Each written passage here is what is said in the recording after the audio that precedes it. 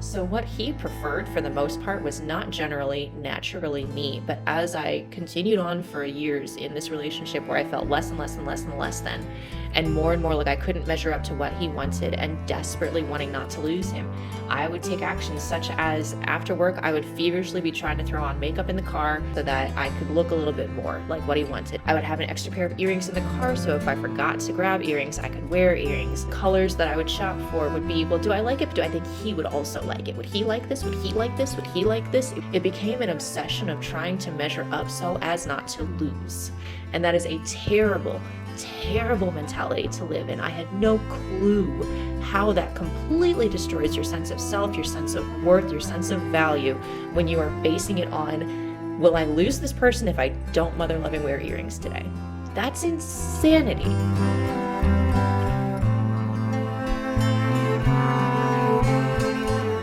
Hey guys, so this is not honestly a video that I expected to be posting quite this soon on the channel, but there's been some things going on in my personal life, not me directly, but just someone adjacent to me, where the topic of emotional abuse has really been heavy on my heart for the last few days, and I just haven't had the motivation or energy to upload a video, do a deep dive or reaction or anything like that.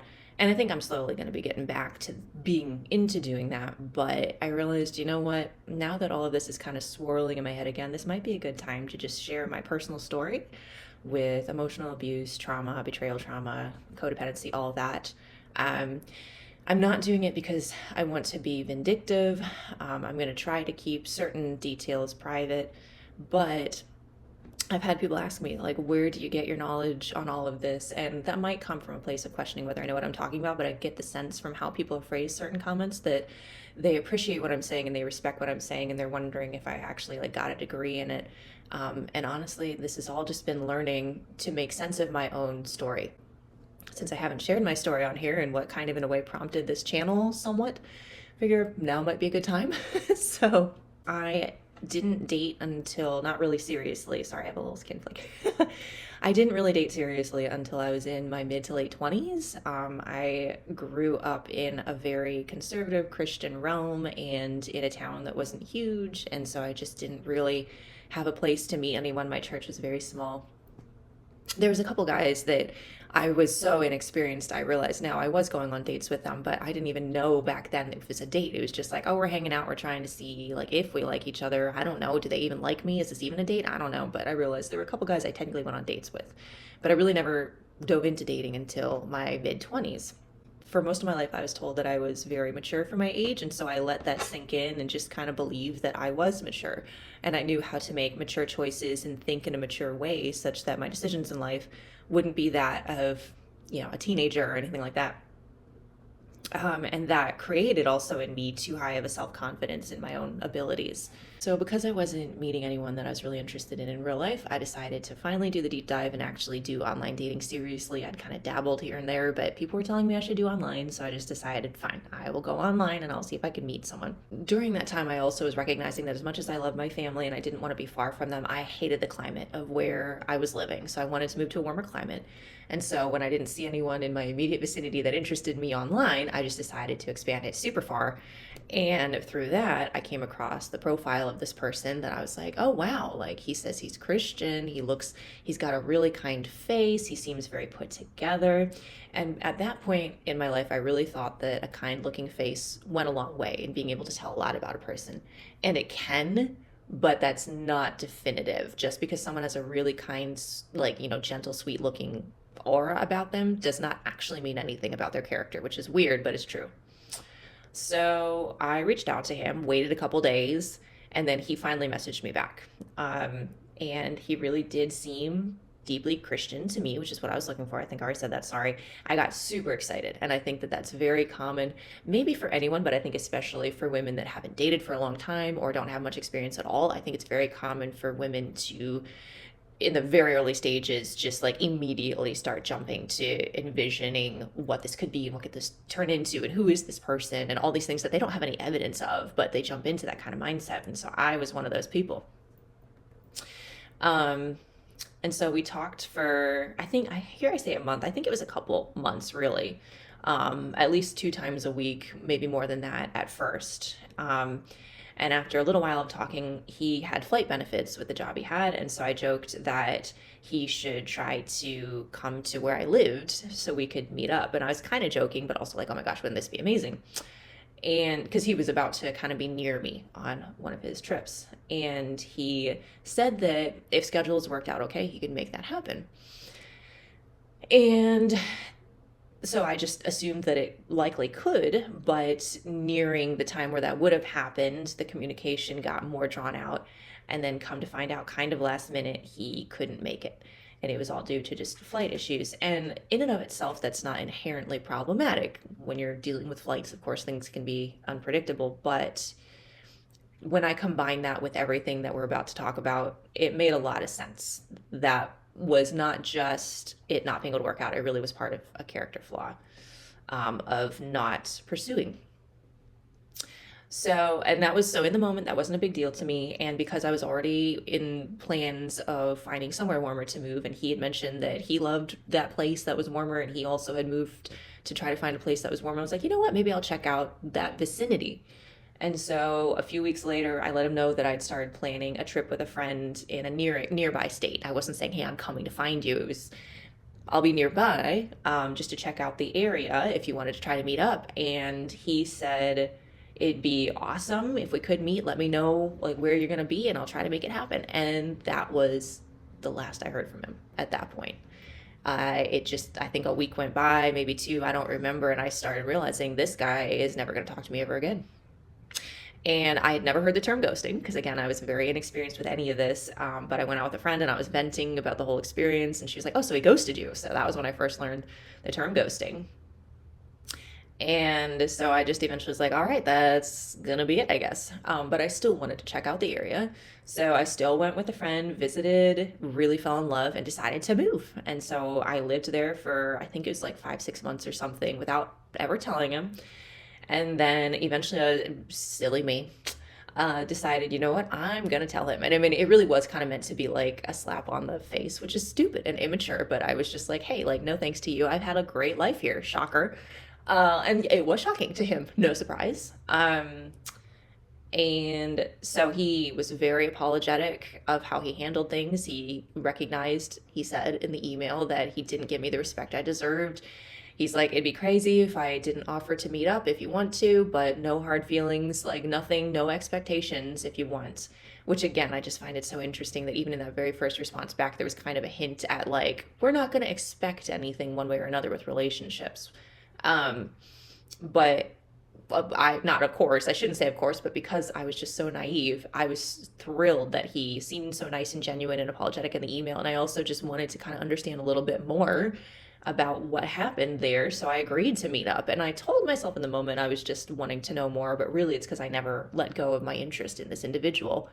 Mainly because, unbeknownst to me, I had created a character in my mind ever since the whole thing started of who this guy likely was, and I refused to let go of that character. So when this person was back communicating with me and seeming very nice, it was like, to me, I was saying to myself, look, I'm proving to myself who I assume this person to be is accurate. He's a wonderful guy. He just made a silly mistake there, and now things could very well be great.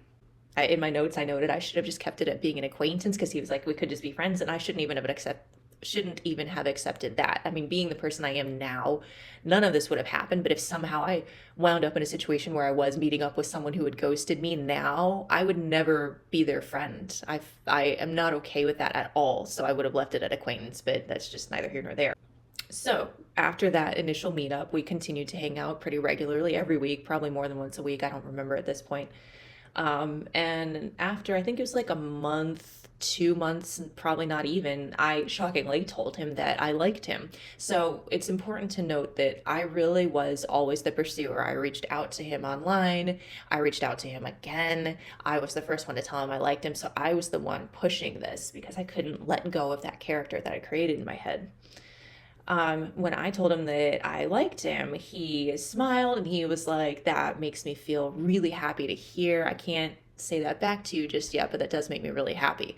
And in the moment, I mean, it felt kind of like a gentle, like wrist slap in a way. I didn't take it terribly then because it gave me hope. He didn't say, thank you so much, but I'm not interested. It was, oh, you're making me so happy right now, but I just can't agree to that. And see that now as a potential manipulation tactic. Let me know your thoughts.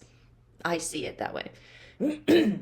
So we continued to hang out. We would continue to have conversations of him not wanting to take a certain action that's leading more towards a relationship that would solidify it because he was afraid of hurting me. He was always talking about, I'm just afraid to hurt you and things not to work out, for me to decide it's not going to work. I don't want to hurt you. But yet he still was hanging out with me, not just as friends.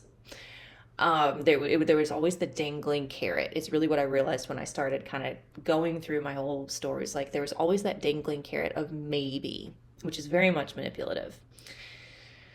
One of the things he would say is, if I decide that I'm interested in you, you'll know. It'll be obvious. I will really start to pursue you. And it's just, to me, how unhealthy of a dynamic for a guy and girl to be hanging out one-on-one, for the girl to be all in about dating and the guy to be like, I'm not ready yet, but if I do become ready, you'll know. It's just like, it's this constant making the girl live on the hope, which is a control tactic that's going to be crucial in this story of him constantly wanting to be in control. There was a point in time where, around that time, I had said to him, and so there's going to be two stories I'm going to share, and I don't remember what order they came in, but I remember one time I was driving down the road and I was praying about it, and I was like, I am totally okay being this guy's friend, because I was realizing this isn't progressing anywhere quickly. I'm okay with just being friends. His response was, I don't want that. I just don't want that. I don't want us to remain just as friends. I'm not ready to date just yet, but I don't want us to just be friends. So there was that carrot. And then at some point around that time, we hung out we had a date, and he started becoming more physically close and affectionate in a way he had not before, in a romantic way. And nearing the end of that evening, I was like, I'm going to have a hard time not thinking of myself as your girlfriend if you keep doing this kind of close physicality. And his response was to pull away and to say, you're right. I'm so sorry. And that was it. But yet again, it was not yeah, we just need to be friends. It was, I'm not ready yet, and I'm sorry I led you on that time. I think he said he got lost kind of in the emotions of the moment. So, yet again, control, manipulation. And I was so naive and inexperienced, I believe he was consciously or subconsciously playing off of that and using that against me, even if he didn't realize it. And I was falling into it because of my naivety. Before, again, we started officially dating, I had a question that was important for me to know the answer to. And he gave an answer to that, which led into an even deeper answer, which related to the fact that he didn't use the term addiction, but there was a struggle in his life that I came to realize was truly an addiction. And in that conversation, it was not a conversation that centered on humility. That whole conversation started off with, it's not as bad as some. And if you're worried about this, it's not that. Don't worry. It's not like that. It's like this. And it was a very qualified answer to a question, which I learned afterward is a very much self-preservation. I want to put myself up on this pedestal compared to all these other people. I'm not as bad, and I want you to see me as not as bad. It's crucial to me that you don't really see me as this terribly bad guy. Like, yeah, I've got some issues, but they're not nearly as bad as they could be, and you've got to understand that. That's how he handled this topic that basically was related to addiction. Little did I know, and obviously that was a huge red flag. Should have been a huge red flag, wasn't, because I didn't know.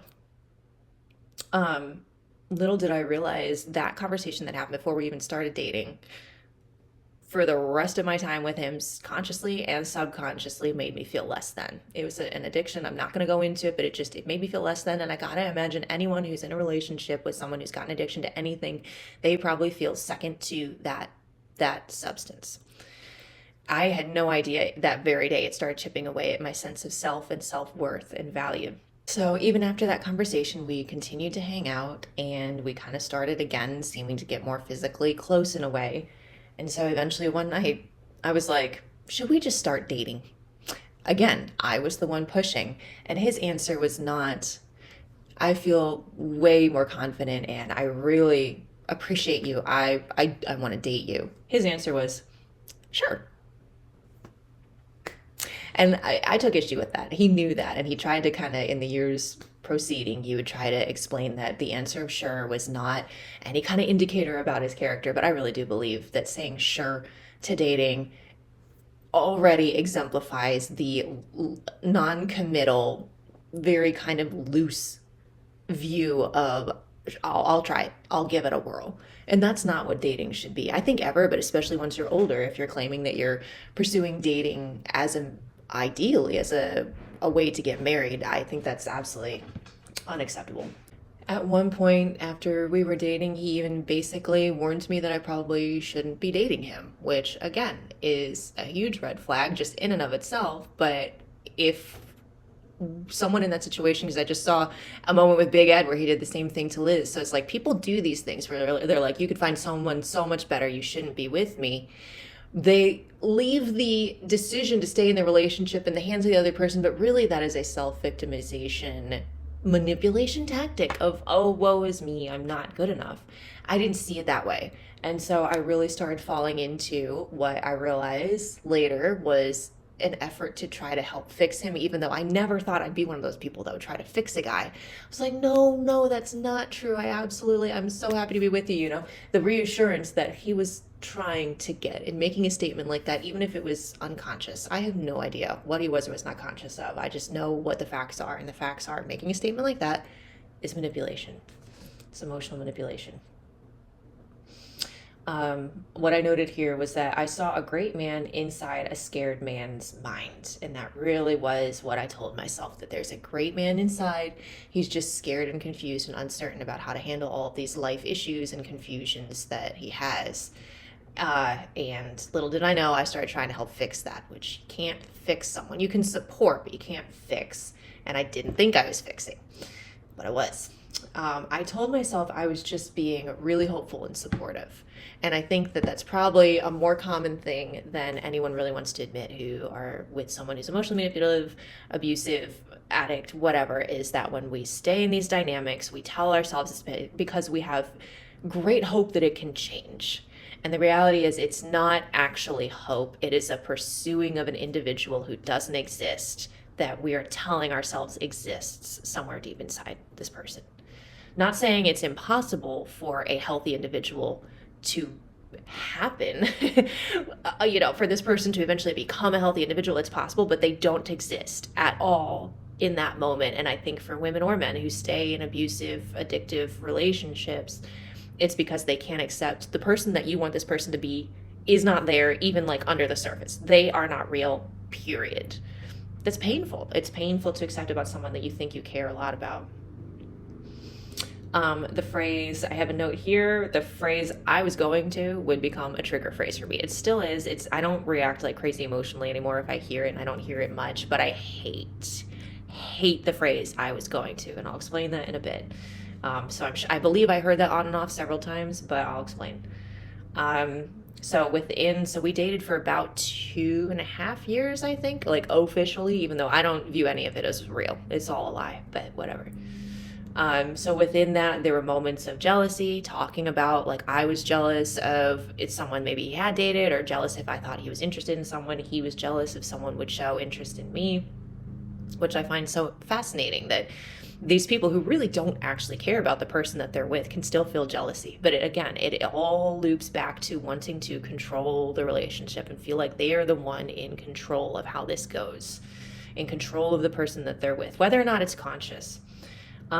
Self-deprecating comments, just like I said, there was other ones similar to that where he would get into moments of just tears and strong emotions of just verbiage of hating himself. And that again is a sign of emotional manipulation, where they want the other person to come be their comforter. And it can also take away focus from the faults at hand. If they start self-deprecating, now all of a sudden the focus is on comfort, not on, hey, you need to be held accountable for these unacceptable actions.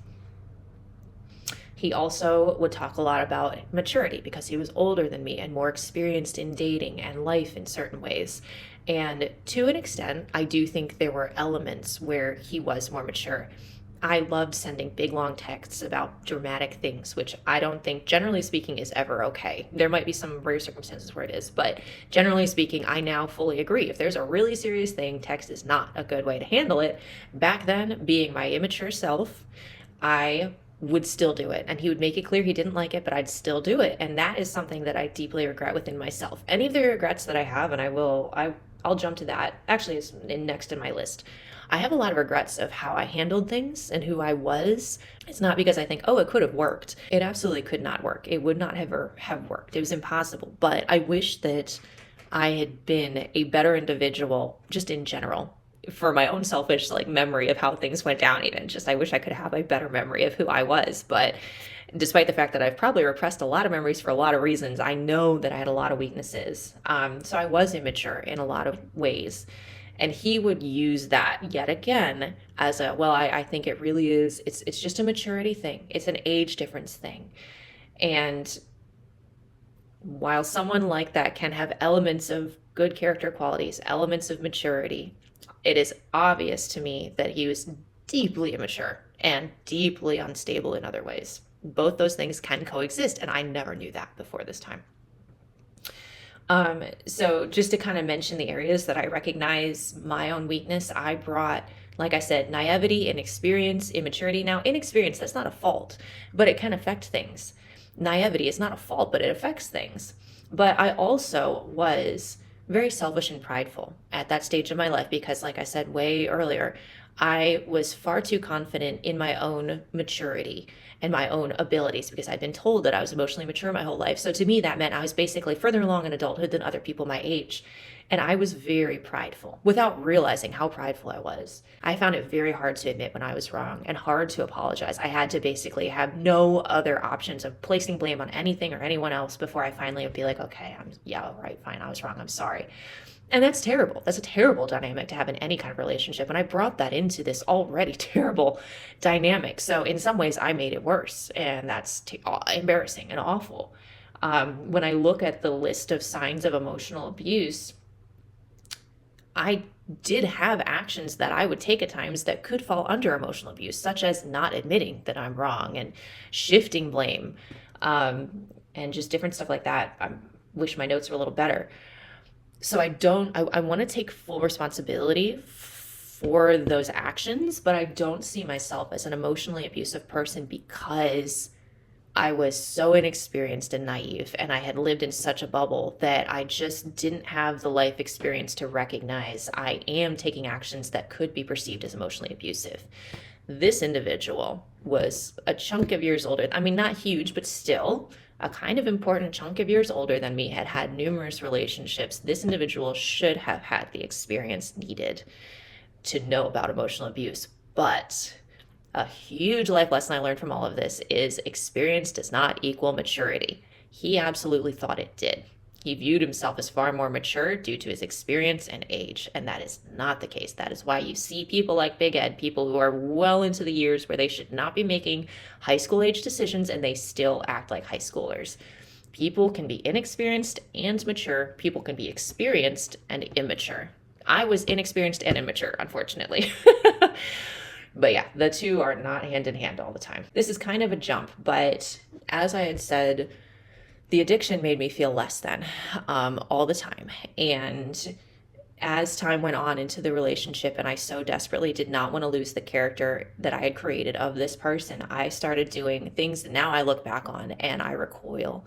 So what he preferred for the most part was not generally naturally me, but as I continued on for years in this relationship where I felt less and less and less and less than, and more like I couldn't measure up to what he wanted and desperately wanting not to lose him, I would take actions such as after work, I would feverishly be trying to throw on makeup in the car before I met up with him so that I could look a little bit more like what he wanted. And I would always try to make sure to have some kind of earrings on. I would have an extra pair of earrings in the car, so if I forgot to grab earrings, I could wear earrings. The colors that I would shop for would be, well, do I like it? But do I think he would also like it? Would he like this? Would he like this? Would he like this? It became an obsession of trying to measure up so as not to lose. And that is a terrible, terrible mentality to live in. I had no clue how that completely destroys your sense of self, your sense of worth, your sense of value when you are basing it on, will I lose this person if I don't mother loving wear earrings today? That's insanity. Now, he would claim that it wasn't that extreme and that he was okay with it not always being like that, with me not always looking like that. I get that. But knowing that if I only ever wore the style of dress that I preferred, the colors that I didn't really care about, if I never wore makeup, never wore jewelry, blah, blah, blah, if I never did any of that, that to him was defined as not pursuing him and pursuing what he liked and showing that I was interested. My brain just stops. Like I can't even fathom the fact that I lived in that for years. Makes me now, I made a note here. It's not wrong if you know your spouse likes something or your boyfriend or girlfriend likes something, it's not wrong to try to do that. Like, oh, they really like this dress on me. They really like this bit of jewelry or whatever. Like, I want to show them that I care about them. That's great. Not when it comes from a sense of comparison, fear, and refusal to lose someone. That's where it becomes incredibly unhealthy. Also, he would claim that he didn't want to change me and he wanted me to stay the way whatever my natural self was, he didn't want to change me. But you don't say that kind of stuff to someone that you aren't trying to change. I believe he wanted me to not even know I was changing. And I realize now, I believe he wanted to feel proud of the person he was with in the eyes of other people. The view other people had of him was crucial to him, and it gutted him. If people didn't see him accurately, if people looked at him negatively, that was the worst thing in the world to him. And now that I look back, I believe part of how I appeared played into his sense of self and the importance he played into how people would see him. This is my girlfriend. He would never, I think he even would say he didn't want like a trophy girlfriend or a trophy wife, but really, that's what it was, I believe, which is again, incredibly manipulative, incredibly emotionally abusive. Because I wouldn't have heard all these things and known all these details if that wasn't really what he wanted. Because if those things are crucial to you, and I have mixed feelings on that in general, and you're dating someone who doesn't also see those things as highly important, you have no business dating them. And yet we were together for years. Make it make sense. I'm getting so angry. So eventually we would try to go to different people for counseling on whether marriage could or could not potentially be a possibility. I know somewhere in my notes, I noted this, I was part of a pattern. This was not the first time that this individual had gone to counseling about marriage with someone that it didn't work out with. And I refused to see the fact that I was one of a pattern. And that is also crucial. If you know that the behaviors you're experiencing with someone now are the same things that they experienced with someone else in their past, and they are unhealthy, run. End of story. We never actually broke up until the breakup, because, and I think that was due in part to the fact that I was very staunchly of the fact that either we break up for good or we make it work. I'm not about breaking up, saying maybe we'll get back together later. I didn't want that wishy-washiness, even though I refused to accept the fact that the entire relationship was wishy-washy. So we would threaten, like, oh, maybe we should, but we never did. We would have conversations of maybe we're the right people at the wrong time. Maybe we're meant to be together, but not right now, which again is that dangling carrot of hope. Not okay. I don't remember if this would have happened within the relationship. He would place expectations on me that he didn't even have of himself at times. Not always. He was very put together. I will say he liked to be very put together when going out, which played into why he wanted me to be put together. But there were times where he would expect things of me that he wasn't even applying to his own life, which again is, I will never label someone officially as a narcissist because I cannot diagnose anyone, but there were absolutely narcissistic traits of self-elevation, self-comparison. You must conform to what I define as best, regardless of whether I'm even doing that. So we finally had a conversation where I attempted to take control. And it was in a way a constant battle for control back and forth that I never realized. But it was because deep down inside I knew I was losing someone whom I never had to begin with, and I couldn't abide by that. So I was trying to regain control to not lose. And then he was someone who wanted to control period. And it was very unhealthy. But finally, we had a relationship, or I'm sorry, we finally had a conversation where I said, look, I need you to tell me if you think we'll be able to move towards marriage. If you don't really think that's possible, we got to end it. And I was dead serious. And I was not expecting, I didn't know what to expect, but I think I finally was in a headspace where I was like, if it's over, and I'm done. But, of course, he said, I do truly believe this can end in marriage, which that was more than he really had said before on the level of commitment. And so, of course, that gave me the most hope I had had pretty much ever. He admitted he was scared, but he said, I believe this can work. Now, looking back, I recognize that was him realizing, oh no, I'm losing control of the direction of this relationship and I need to be the one who decides. She is dead serious about breaking up and I can't let her have that control. So I'm going, and this may have been subconscious, but I'm going to promise her, yes, I think marriage could work. And the reason that I have that view of that conversation is only a month, not even later, I discovered that the addiction that he claimed was doing better and pretty well was either worse than it ever had been or worse than he ever told me. And he had lied to my face about it just like not long before. I think a week before I realized how bad it really was he had lied to my face about it. So claiming he was ready to commit to believing marriage was possible came within a place of being absolutely uncommitted to us. And that, again, is emotional abuse, manipulation, carrot dangling, terrible. You would have thought that I would have broken up at that point. But at that point, I was trauma bonded to him. And I'm going to put a definition of trauma bond in here because I can't remember what it is, but it's absolutely also what fed into my staying with him.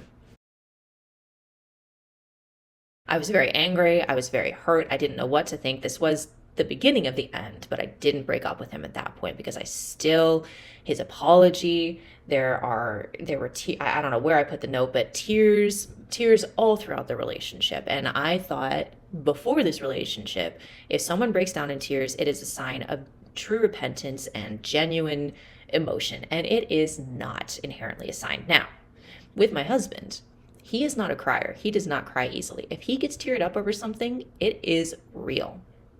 Not always true.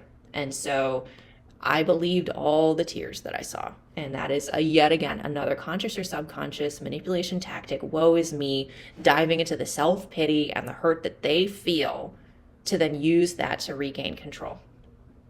So when this whole thing went down where I realized how bad the addiction was, tears, apologies seemed very genuine, and that's why I didn't leave. But eventually, the breakup happened. He initiated it. I would not have because I was an idiot. And it wasn't even fully final. For the better part of a year after that, because I had such a hard time accepting this and I knew nothing about trauma or anything at that point, I wouldn't let it go. And I would reach out and try to get clarification on things and closure on things. I told myself I would every so often reach out.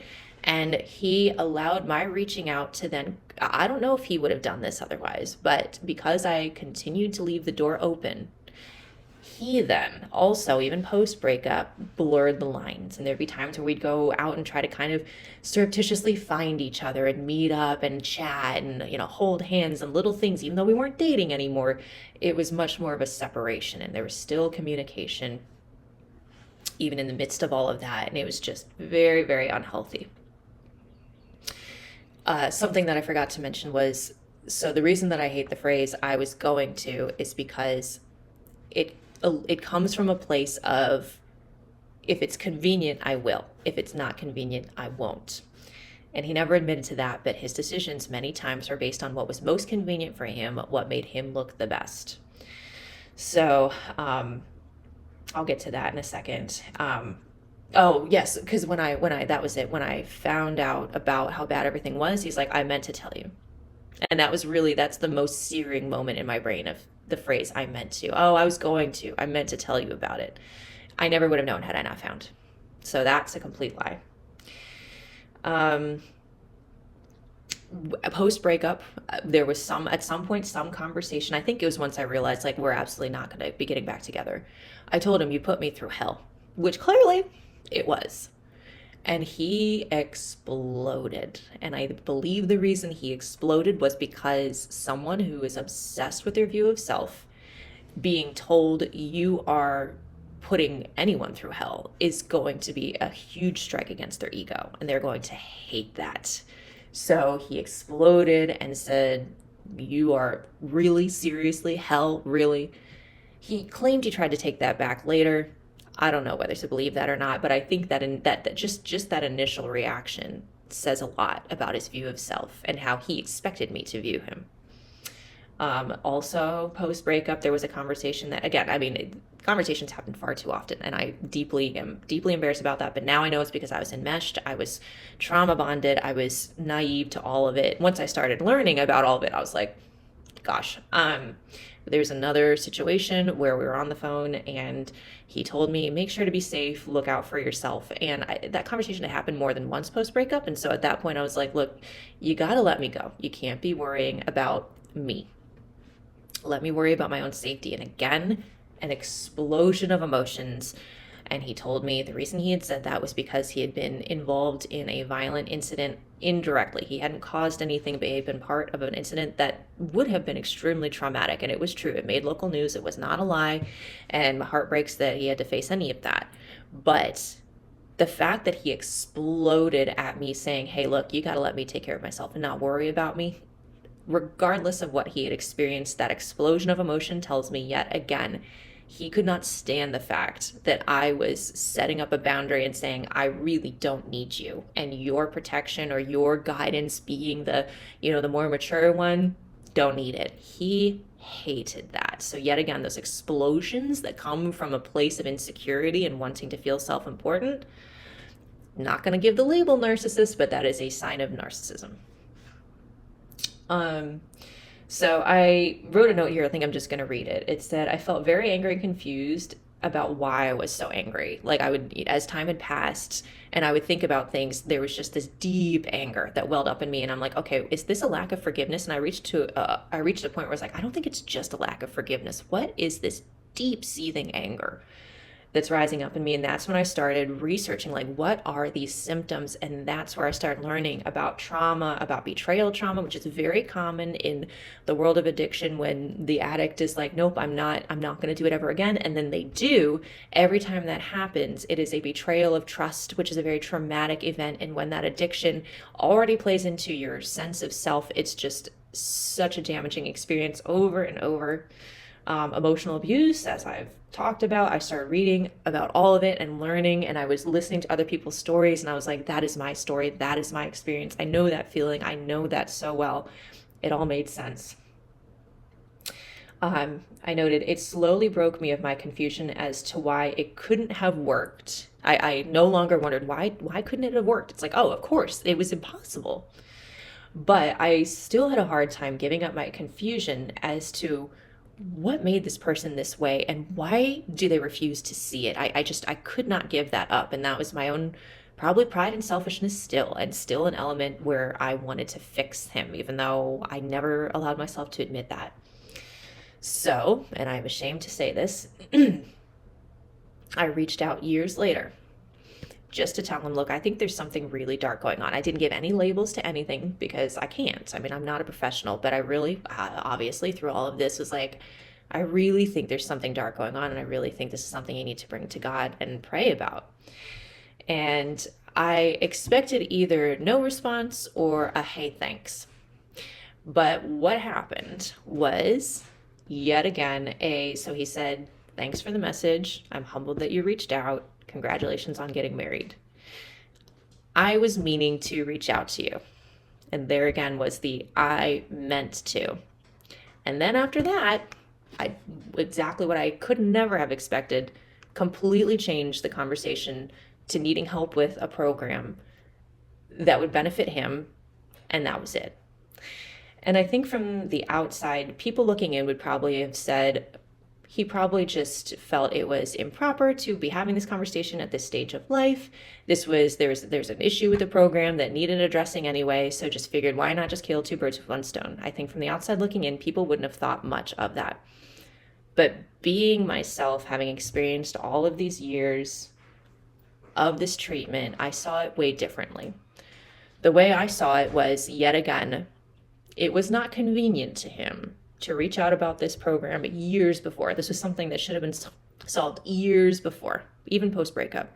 It wasn't convenient. It would have been awkward. He knew I didn't view him favorably. I didn't hold him in high esteem post breakup, so it would have shattered his ego in a way to have to reach out to me for help for something. I strongly believe that's why he didn't. But all of a sudden, I was reaching out first, which made it convenient. Also, I was reaching out about something that likely struck a nerve within his view of self and ego. I don't know if I was correct in what I was assuming, but I believe I was. And I believe that was a massively sore spot. So, what does someone dealing with this do? Deflect, minimize. So, there was no conversation at all about the concern that I brought, which wasn't a huge shock, but no conversation about that at all. The longest portion of the message was the change in direction towards, here's something I need you to help me with.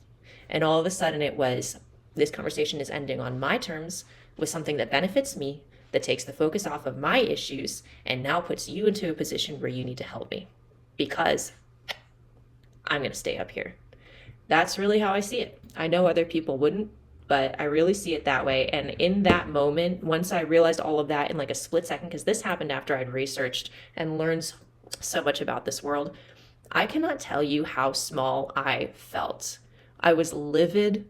I was so grief-stricken, and I realized all those emotions that I had shouldered for so long came piling back onto me in that very moment from this brief interaction. And that's when I really started learning, like, the person who caused the trauma, you don't bring them into the healing because they can't get it. They won't get it. Their brains don't function the way yours does. I should have known that. I learned it. It was very painful and humbling. But again, yet another learning process, another step in the learning process. I forgot to mention, like, I really had tried to shoulder the weight of the addiction. And that is not something anyone should do. I tried to hold it for him. I tried to make myself the person I thought he needed to be happy and to not have that. And just those years of that weight and the mental abuse were so destructive. And I was back in that mindset after this little interaction. So that was a really, really good learning experience. And after all of this, it's really just helped me want to learn and grow more in my own understanding of all of this, how all of this works, what this looks like, because I really want to try to use it to help others. Because I grew up in just such a conservative kind of Christian bubble, I never knew about any of these things. I didn't have any warnings or any guidance about any of it. I had to learn it from the ground up from my own experience. So I want to try to use this platform to say these things are real. These are valid. They happen in all circles. It's not exclusive to non-Christian communities. It happens inside the Christian community, outside the Christian community. People who look wonderful and great and pristine and put together can be the most abusive people in the world. Like we gotta do away with these expectations and these standards that come from perpetuation of lies that sometimes are intentional, some are just a not understanding of reality. So that was a lot of talking. Sorry about how long this took, but hopefully that kind of helps give some insight into why I'm doing what I'm doing now and why it's just so near and dear to my heart to really understand where do people's mentalities come from and what does it look like and how can we learn to not perpetuate this, to be aware, to be knowledgeable, humble, not arrogant in our knowledge, but to really have those boundaries set so that we're not brought back into these really unhealthy dynamics. So, all right, thanks so much. Talk to you later.